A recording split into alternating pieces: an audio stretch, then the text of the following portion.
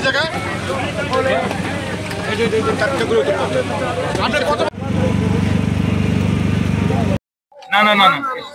চলতে পারে কিনা বলে না। এই যে এতগুলি পচা মাছ, পচা তেল, আপনাদের মনটা কি বলে? আপনারও তো খাইতে হবে। খুবই খারাপ, খুবই খারাপ।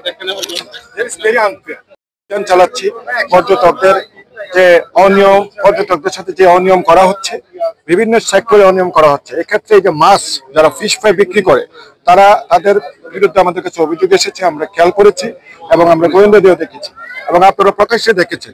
তারা মাছ দেখাচ্ছে একটা, পিছনে গিয়ে মাছ দিচ্ছে হচ্ছে পচা মাছ, আবার দামও রাখতেছে বেশি এবং পচা তেল দিয়ে তারা এগুলো বিক্রি করতেছে।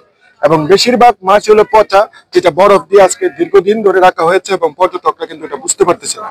এই ধরনের পচা মাছ, পচা তেল দিয়ে কোনো পর্যটকের কাছে কোনো মাছ ব্যবসায়ীকে মাছ ব্যবসা করতে দেওয়া হবে না। এবং যাদেরকে আজকে তারা নিজেরাই পচা মাছ ফেলে দিয়েছে এবং তারা পচা তেল ফেলেছে এবং এই অভিযান প্রতিনিয়ত আমাদের চলতে থাকবে। আমরা সংশ্লিষ্ট ভোক্তা অধিকার মহোদয়কে দৃষ্টি আকর্ষণ করছি, উনি খুব শিগগিরই এসে যেন এগুলো জরিমানা করেন। আর যে সংশ্লিষ্ট কর্তৃপক্ষ, বিশেষ করে জেলা প্রশাসন মহোদয়কে আমরা অনুরোধ করব যে যারা এই ধরনের পচা মাছ, পচা ব্যবসায়ী, তাদেরকে যেন কার্ড না দেওয়া হয়।